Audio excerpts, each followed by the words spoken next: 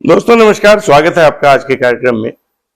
पिछले कुछ दिनों से चर्चा हो रही है कि मध्य प्रदेश हाईकोर्ट ने जो भोपाल की 15,000 करोड़ की प्रॉपर्टी है उसको शत्रु संपत्ति घोषित कर दिया है और सैफ अली खान के हाथ से छिन गया है। वास्तव में ऐसा नहीं हुआ है। जी हाँ, मैं बिल्कुल सही कह रहा हूं कि ऐसा नहीं हुआ है। सैफ अली खान अभी भी एक दूसरे मुकदमे में जाएंगे और उसके बाद इसका फैसला होगा कि यह शत्रु संपत्ति है या नहीं। अभी ये जो 15,000 करोड़ का जो मामला है, ये एक आपसी झगड़े की कहानी है, एक पारिवारिक झगड़े की कहानी है। ये जो उनके जो ननिहाल, जो मतलब उनके पिता के ननिहाल वाला जो किस्सा था, जहां की ये प्रॉपर्टी है, क्योंकि ये तो पटौदी के हैं लोग, पटौदी हरियाणा के पास एक रियासत थी, तो वहां के ये नवाब हुआ करते थे इसके फादर। हालांकि वो भी उलझाने वाला मामला है, मैं वहां पर भी उनका भी हिस्ट्री बताऊंगा, वो भी बहुत दागदार हिस्ट्री है। लेकिन अभी जो बात हो रही है, ये भोपाल के प्रॉपर्टी की बात हो रही है। भोपाल में करीब 15,000 करोड़ के आसपास की वैल्यू, इससे ज्यादा के वैल्यू की प्रॉपर्टी है। उसमें एक नूर सभा करके एक वहां महल है जो अभी 5 स्टार होटल बना हुआ है वहां। उसके अलावा भोपाल पैलेस बहुत बड़ा आलीशान वो है। फिर फ्लैग स्टाफ हाउस, वहां तमाम छोटी बड़ी प्रॉपर्टीज, बहुत सारी प्रॉपर्टीज है वहां। उस प्रॉपर्टी का जो हिस्सा है, ये बात शुरू होती है 1962 में। जो उससे पहले तो हालांकि ये हमीदुल्ला खान जो भोपाल के नवाब थे, उनका किस्सा और उससे पहले कहानी वहां चली शुरू होती है, मैं उस पर भी आऊंगा। लेकिन अभी जो किस्सा है कि ये 1962 में एक फैसला आता है जिसमें नेहरू सरकार पता नहीं किन नजदीकियों की वजह से, किन कारणों से गृह मंत्रालय को आदेश देती है कि उनको ये जो इतनी सारी प्रॉपर्टीज है, इसको मंसूर अली खान की फैमिली को देने में कोई आपत्ति नहीं है। अब इसके हिस्ट्री पर आए। भोपाल जो है वो ट्रेडिशनली बेगमों का राज हुआ करता था, जैसे अवध की बेगमें होती थी।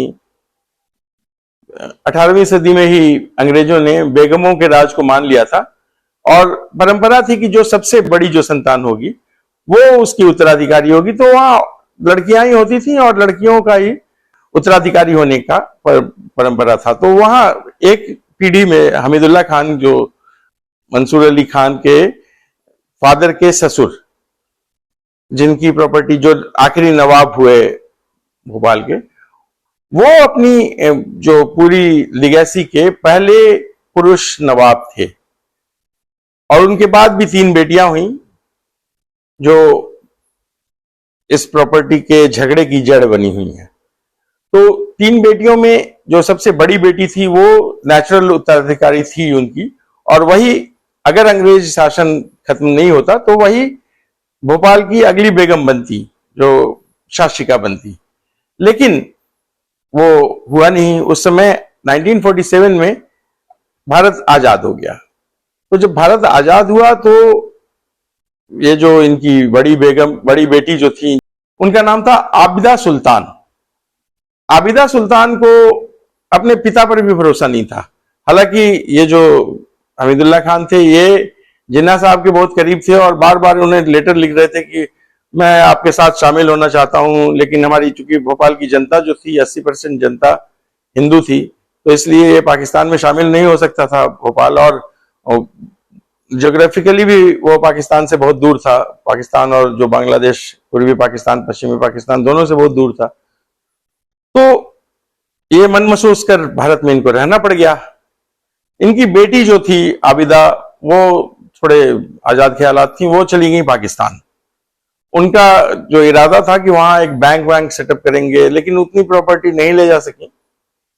उस समय सरकार की सख्ती हुई थी, तो ये 1950 के आसपास में ही पाकिस्तान चली गई। उनके भी बेटे पाकिस्तान के फॉरेन मिनिस्टर हुए थे, शहरयार खान। तो खैर वो एक अलग उनका पाकिस्तान का हिस्ट्री है। लेकिन यहां भारत में जब आबिदा बेगम चली गई, भाग गई पाकिस्तान, तो उनकी जो दूसरी बेगम जो थी, दूसरी बेटी, जिसकी शादी इफ्तिकार अली खान से हुई।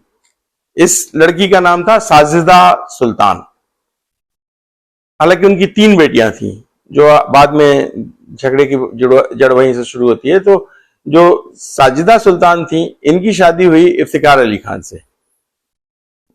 अब सरकार ने माना, जो 1962 में नेहरू सरकार ने माना कि ये जो लिगेसी थी वो अपने आप दूसरी बेटी के पास ट्रांसफर हो गई और उनको सारी की सारी प्रॉपर्टी का वारिस बन गया। उनका जो खानदान है, उनके जो वारिस हैं, क्योंकि इफ्तिकार अली खान के इकलौते बेटे मंसूर अली खान, जो नवाब पटौदी के नाम से क्रिकेटर थे, भारत के बहुत अच्छे क्रिकेटर थे, और उनका बेटा सैफ अली खान।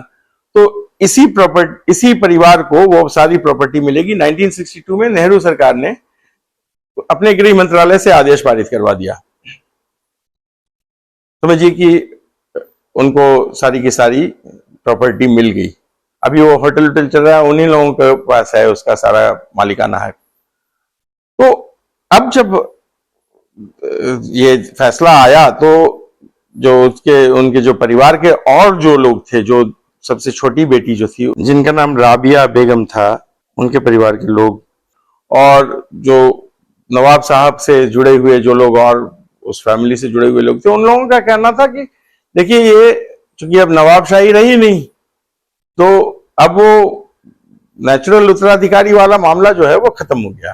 तो अब उनका जो दावा था कि अब इसको मुस्लिम पर्सनल लॉ बोर्ड के आधार पर, जो शायद 1938 में इन्होंने डिसाइड किया था कि प्रॉपर्टी इसके हिसाब से बटेगी, वो उसी अंग्रेजों के समय में, तो उस कानून के आधार पर इन लोगों की मांग थी कि उस कानून के आधार पर उन लोगों को भी हिस्सा मिले। अब ये जो झगड़ा था, ये उसी का झगड़ा था और वही मामला हाईकोर्ट में पहुंचा, और उसी पर अभी रिसेंटली 30 जून को हाईकोर्ट ने, भोपाल हाईकोर्ट ने, मध्य प्रदेश हाईकोर्ट ने फैसला सुनाया कि ये फिर से पूरी सुनवाई होगी। आप जाइए, लोअर कोर्ट में जाइए, और वहां फिर से पूरा सब लोग अपने अपने दस्तावेज रखेंगे और सब लोग फिर से पूरी सुनवाई होगी। लेकिन अभी शत्रु संपत्ति एक्ट जो है, ये कहां से इस पर हावी हो गया और इसका जो तलवार है वो क्यों इस पर लटकने लगा, वो आपको बताता हूं।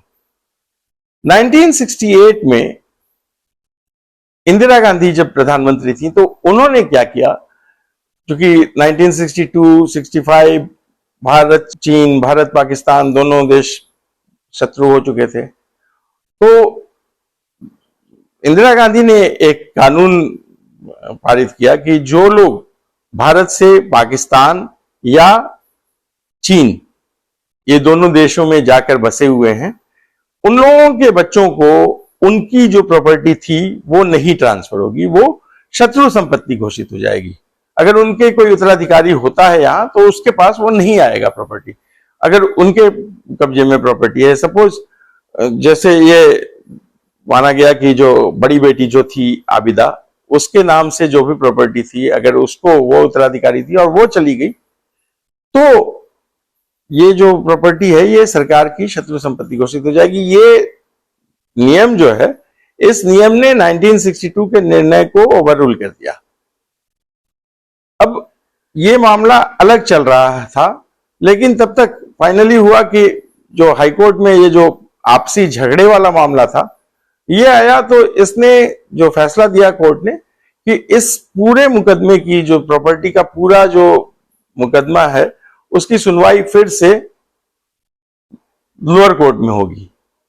अब डर उनको यह सता रहा है कि जहां वो लोअर कोर्ट में फिर एक एक दस्तावेज रखने की बात होगी, तो सीधे ये प्रॉपर्टी आबिदा की घोषित हो जाएगी, बड़ी बेटी की, क्योंकि उस समय तक तो वो नवाबशाही परंपरा थी, और वो चूंकि चली गई थी पाकिस्तान, तो वो सीधे सीधे वो शत्रु संपत्ति एक्ट में सरकार के पास जा सकती है। इसकी बहुत ज्यादा संभावना है, क्योंकि 1968 में तो ये शत्रु संपत्ति एक्ट बना था, उसमें अपील के भी चांसेस रखे गए थे, उसमें कुछ ऐसे प्रावधान रखे गए थे कि उसकी अपील भी की जा सकती है। लेकिन जब मोदी सरकार आई, तो 2015 में सबसे पहले तो इनको नोटिस भेजा गया कि भैया ये संपत्ति खाली करो, ये शत्रु संपत्ति है।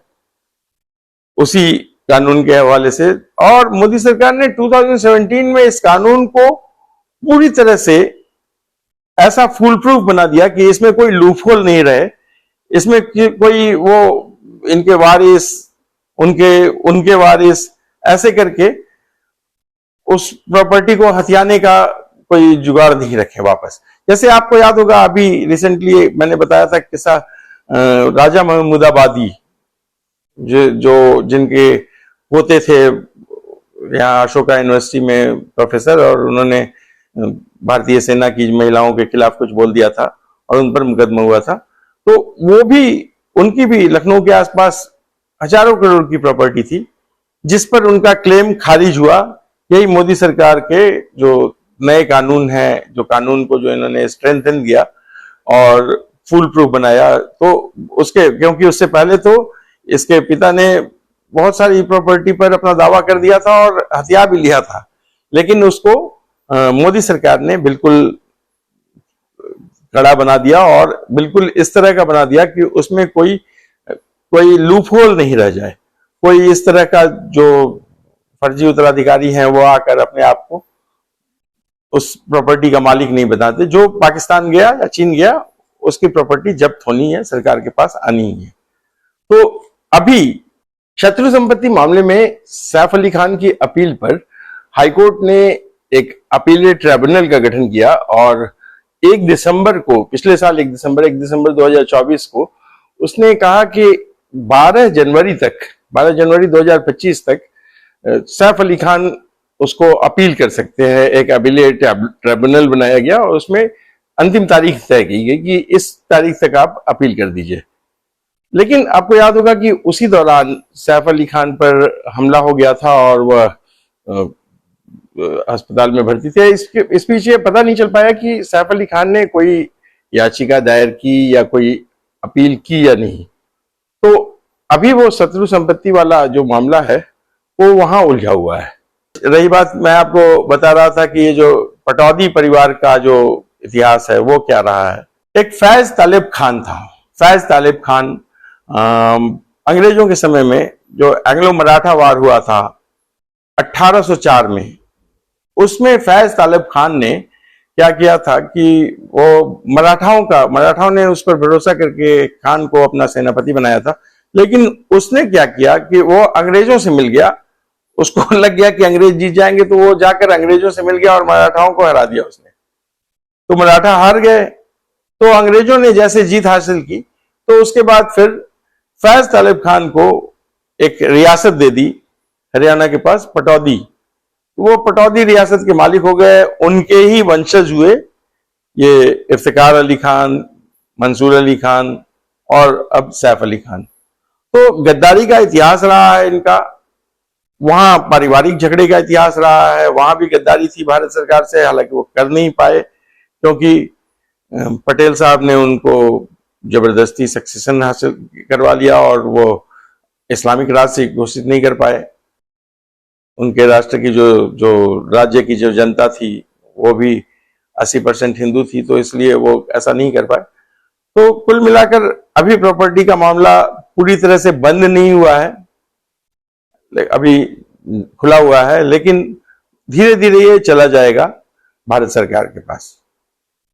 आपके इस मामले में क्या राय है? इसको बहुत सारे लोग जो हैं यहाँ पर भारत में मुस्लिमों के दमन, जो तथाकथित दमन की जो बात कर रहे हैं, उसका रंग दे रहे हैं। बहुत लोगों का कहना है कि ये जो जितने भी मुस्लिम रियासत वाले थे उन लोगों को भारत सरकार जो है, खासकर मोदी सरकार जो है, हालांकि ये एक्ट इंदिरा गांधी लेकर आई थी, लेकिन इन्होंने, सब लोगों ने कहा कि मोदी सरकार इन शत्रु संपत्ति के नाम पर मुस्लिमों की जो प्रॉपर्टी है वो हड़प रही है।